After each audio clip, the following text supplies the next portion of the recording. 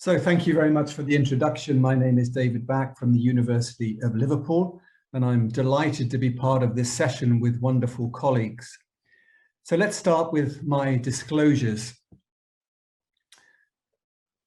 We're going to look at cases from the clinic, and this is a recently presented webinar from IAS USA, where the discussion was with an expert panel, and it was centered on highly treatment experienced patients.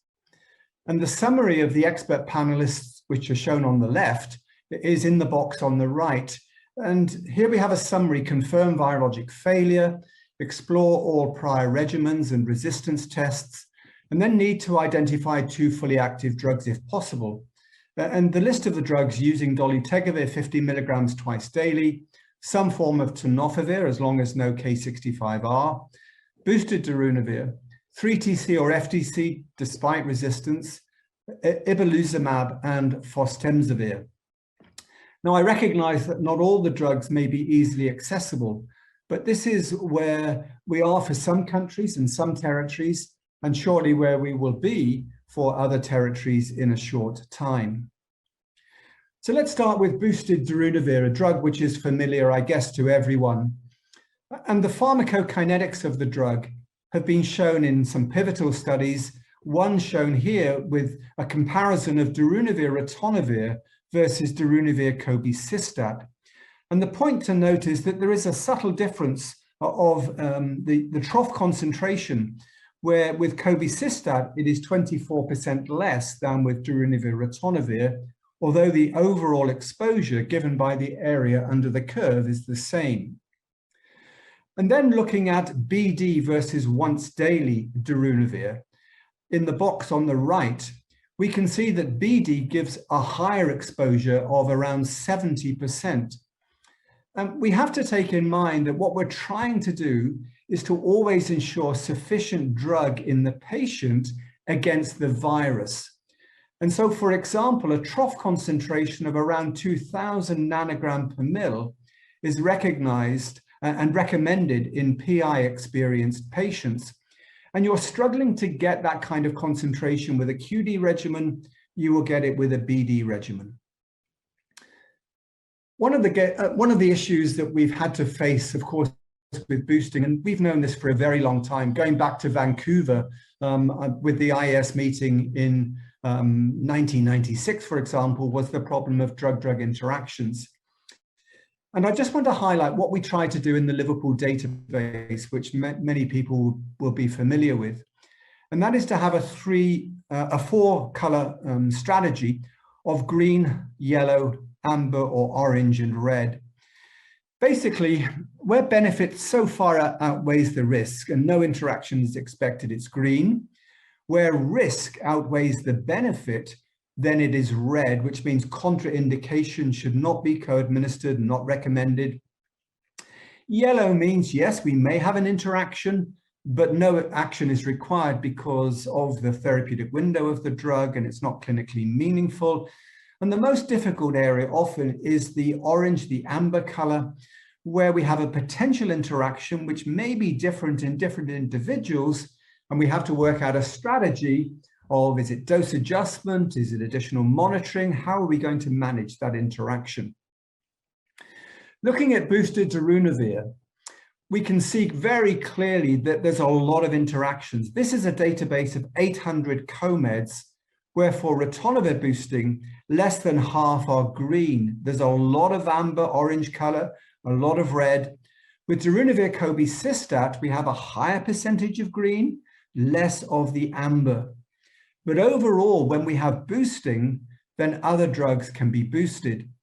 And therefore, we have the example of Darunavir boosting leading to, for example, increased toxicity with some statins, myalgia, rhabdomyolysis, anticoagulants, a risk of bleeding, oncolytic agents, a risk of neutropenia, thrombocytopenia, CNS side effects. With transplant meds, there's a risk of multiple toxicities. And also with corticosteroids, a risk of Cushing's syndrome because of the increased drug exposure. We're going to return to the corticosteroids in a few moments. So overall, we have to think that there are some differences between cobicistat and ritonavir boosting. This was highlighted in a recent publication. And just in summary, some of those differences are shown in the table, where for ritonavir boosting, there are some orange colors, for example, with acinocumarol, the anticoagulant, with some of the anti-diabetic drugs, mycophenolate, L-trombopag. And then for darunavir cobicistat, these are green. There is a difference here with red for carbamazepine because there are no study data versus an orange for ritonavir, where we do have study data and can overcome potentially the interaction by management. Turning our attention to dolutegravir, I think, again, this is a familiar drug to us, and the pharmacokinetics of the drug are important just to go over. That with the once daily regimen over 24 hours, the PK profile gives us a trough concentration at the end of the dosing interval of around 1,000 nanograms per ml. If you look at BD dosing, and this was part of a rifampicin study, then BD dosing, without rifampicin of course, gives us a trough concentration which is 3-fold higher. Now that can be important again for ensuring we have enough drug in the system to overcome any virus which might, for example, have integrase mutations. So we're always thinking about what is the IQ of the drug, which is the trough concentration over the IC90 or IC95. And for the once daily, we have an IQ of 17. But as you increase that IC90, then you need more drug to maintain a realistic IQ. As far as drug interactions are concerned, we have a much better profile. 92% are green. There are a few reds and a number of ambers, which we have to consider. A couple of reds, which are shown in the box, dofetilide and fampridine, because of an interaction at the level of the kidney through OCT2, increased exposure. Fampridine is a newer drug for the treatment of multiple sclerosis, and with higher concentration, you can get some seizures. So this is a drug which is contraindicated. A number of enzyme-inducing drugs familiar to us, rifampicin, rifapentine, older anti-epileptic drugs, St. John's wort, for example, are all orange or amber because you can overcome the interaction with the use of BD, dolutegravir. But I do want to highlight just the issue around mineral supplements and antacids. And this is shown on the slide and the cartoon here, where we have to remind ourselves that integrase inhibitors bind in the active site of integrase to a magnesium. And so magnesium binding is important for antiretroviral effect. However, if you have divalent or trivalent cations in the gastrointestinal tract, as for example after antacids or mineral supplements, then the integrase inhibitor can also bind to those cations and you get a pharmacokinetic interaction. So we're talking about an oral cation administration interaction as the focus, with polyvalent cations present in supplements or multivitamins or other maybe over-the-counter preparations. And there are specific recommendations for different integrase inhibitors around the timing of how you should co-administer and or dosing with food, because of food, of course, can increase exposure of dolutegravir and bictegravir. But an overarching principle is that in general, we need to ensure separation of the integrase from the cation. So that's an important point to remember. Turning our attention to one of the newer drugs, Fostemsavir, the oral attachment inhibitor. This is a drug which undergoes conversion to an active metabolite, Temsavir. This occurs in the gastrointestinal tract, and it's Temsavir which is the active moiety binding to the HIV-1 envelope glycoprotein, which will inhibit viral attachment and entry into the host CD4 T cell. So it's important for us to remember that we're dealing with a prodrug. The prodrug overcomes Temsavir's solubility rate limited absorption. So the conversion takes place in the gastrointestinal tract with alkaline phosphatase converting Fostemsavir to Temsavir. Temsavir is then rapidly absorbed due to its efficient membrane permeability. However, when we look at the overall pharmacology summary, a drug given 600 milligrams twice daily, administered with or without food, moderately high protein binding, a half-life of around 11 hours, but importantly, the metabolism of the Temsavir partly is through cytochrome P453A and partly through glucuronidtransferase, and it's transported by key transporters, P-glycoprotein and breast cancer-resistant protein. So in terms of understanding drug-drug interactions, then we have some relevant proteins involved, CYP3A metabolism, transport P-glycoprotein, but also the Temsavir is an inhibitor of breast cancer-resistant protein and the uptake transporter into the hepatocyte, which is OATP1B1. Overall, 75% of the co-meds are green, no interaction, but there are a considerable number of orange and also red and some yellow. Here are the red do not co-administer interactions, all related to enzyme induction. We have study data with rifampicin, with Temsavir concentrations reduced by 82%, and that is not possible to manage that interaction. It's a contraindication. On the flip side, we have inhibitors of Temsavir metabolism causing an increase maximally of around twofold. So in terms of combining with boosted Darunavir, it's around a twofold increase. This is inhibition of Temsavir metabolism. Now here we've got a yellow, which means yes, a pharmacokinetic interaction, but it's of not clinical significance because you're within the therapeutic window. So we've not got this as anything which needs to be modified in patients on Fostemsavir with a booster. On the other hand, the Temsavir can have an effect on co-medications. And here are some examples: common drugs such as statins, sartans, the contraceptive ethinyl estradiol, methotrexate, for example. Here are drugs which can be affected, and therefore we'll need to think about the management of those drugs because of Fostemsavir administration.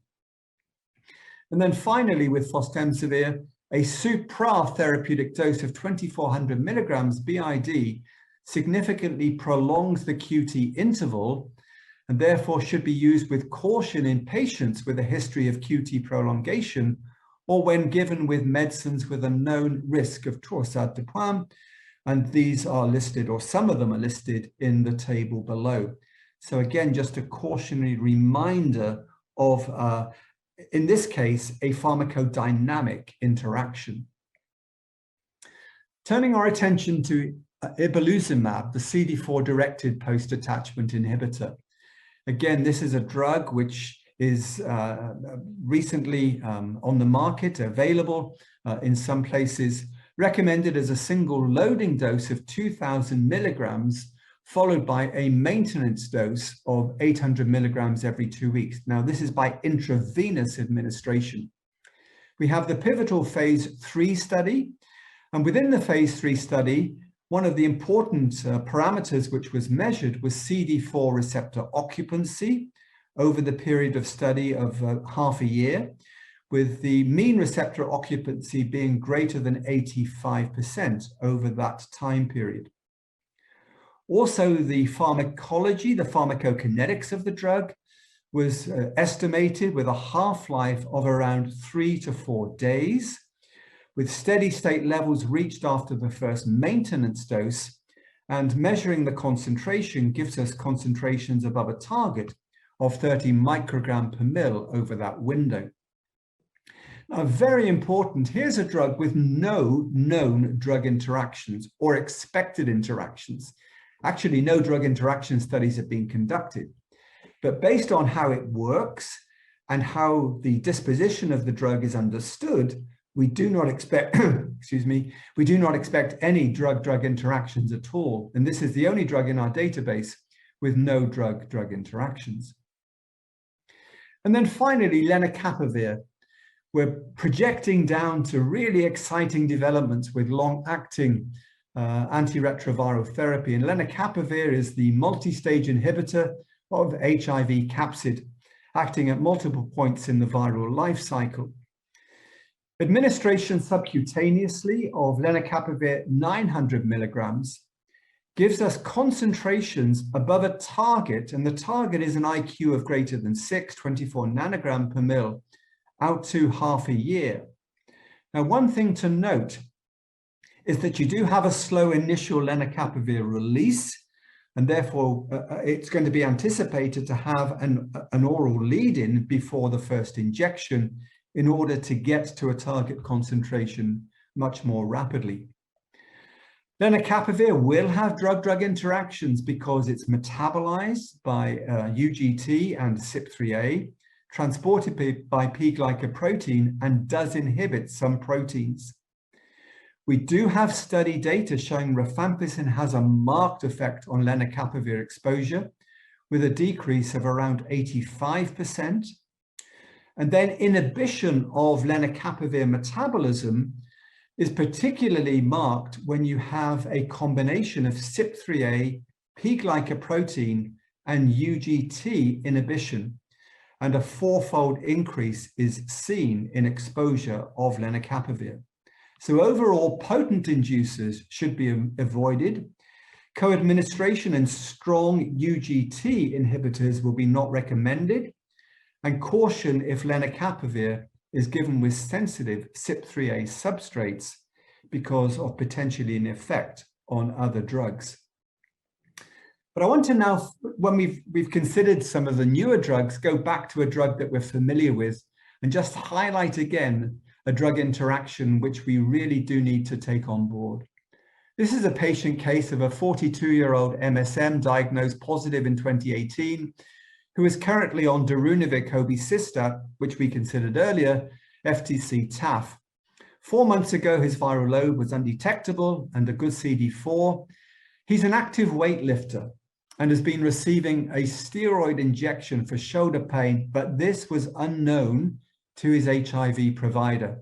And this is not an uncommon problem. Now, at the current visit, there is a weight gain. His blood pressure is 168/94, and he's reporting irritability, headache, dizziness, and a lack of concentration. We look at his other co-medications, lisinopril and hydrochlorothiazide for hypertension, some supplements, but it's very difficult to see any problem with those co-medications. So all our attention is now focused on the steroid injection, and when we delve further, the steroid injection is triamcinolone. When we look at triamcinolone, this is clearly contraindicated with Darunavir cobicistat. Here is a red in the Liverpool database. And this then really is consistent with what he is reporting and what we see in the symptoms. So this is one that we really do have to consider. The steroids, Cushing's syndrome characteristics of what we've seen in this patient. And this is something, although we've known it for a number of years, which is still not uncommon to be reported. So I want to really give thanks to a wonderful team in Liverpool who generate a lot of the data for the treatment interaction checkers, which we have for HIV, hepatitis, and for COVID.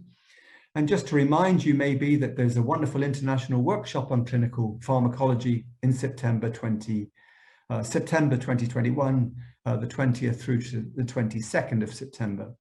Thank you very much for your attention.